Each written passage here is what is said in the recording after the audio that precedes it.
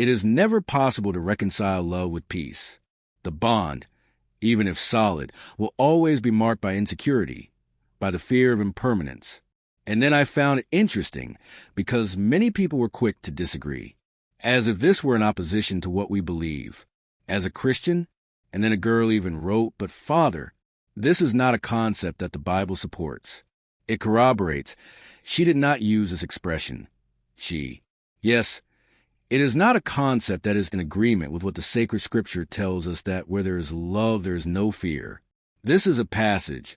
I think it is from Paul, right? Or from John. I don't know. We need to have a little bit of broadening our consciousness a little so that we can think about things more broadly. First of all, we do not need to immediately react to what was written. Let the words sink into your heart first.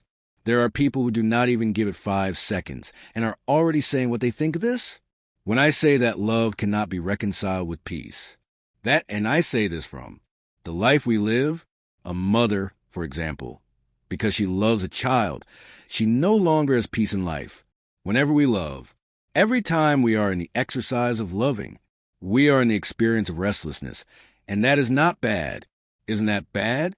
Restlessness is part of life. It does not deny. Being restless is not bad. Impermanence, my people, insecurity. They are situations that accompany every loving relationship. We are afraid of losing others. It is part of life. What human being? You do not contradict the sacred scripture because you understand the love you feel, provoking insecurity in you. No, that is part of it. As solid as the bond is, I say again, we are afraid of losing the one we love. That is what I was talking about. Every time I put, "It is a child in the world," I will live this restlessness daily. Every time I put it, it's that I pour love over a certain situation. I start a process of restlessness within myself, and it's a good restlessness. The impermanence, this instability, which is natural. It's not a bad instability, not in the sense that, because sometimes people have some ready-made phrases here. I feel lazy, but we listen. But love corrects. Is love the solution to everything? Yes, but our love is precarious. Our love is marked by our limits. Where is their love? There is no fear. Yes, bring me a mother who is not afraid of losing her child. Bring mine here. Introduce me to someone, and who in the exercise of loving, every now and then is not visited by insecurity, by the rules of impermanence. We die, we leave, we betray. That's what I'm talking about. So, sometimes we have a very romantic view of love. No, that doesn't fit anymore, you know? Let's see life with more realism. Yes, I can very well love to live. All the benefits of love. Yes, need. Deny what in it in my restlessness? I live in constant restlessness when the ready-made phrases and the catchphrases that are out there, definitely, they stopped telling me a long time ago. I prefer the rawness of life. It's like this. Experience love all the time, like being on a tightrope. And you know that this is even good for lovers. So that you don't have to that.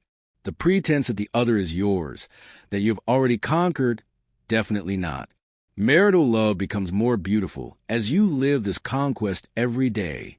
When you look at the partner who is by your side, and do you feel that? You need to commit yourself daily to maintaining this love. And when you look at a child sleeping in the crib, you experience it. What is the most beautiful thing about love, but also the hardest thing about it? From that moment on, your happiness is closely linked to those heartbeats. And as that child grows, gains autonomy, you suffer, you lose that control that you had, you no longer have. Then you have to reformulate love. Doesn't that hurt, does it? Doesn't that scare you? You prefer the catchphrase. I don't.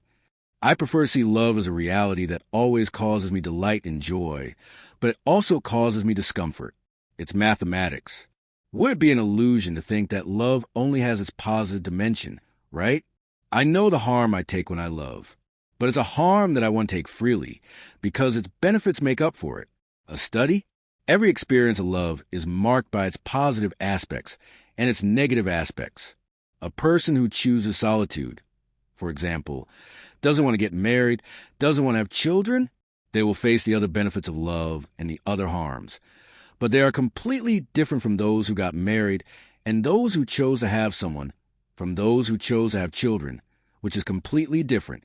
So, it's the visions that romantic visions don't stop us from seeing. Reality that we sometimes have. It's a very, very romantic reading of life. And a little realism is good. It's no problem, I think. I want to think of love as an advantage, but also as a loss. Do you know this instability? It's love. Instability is part of loving. It hurts. And if you're honest, you'll see that loving hurts. Love brings peace, love brings, but also brings restlessness. I don't just see it from a romantic perspective. No, because if not, you'll spend your whole life thinking you love. When, in fact, we only experience love when we pass through the sieve of pain.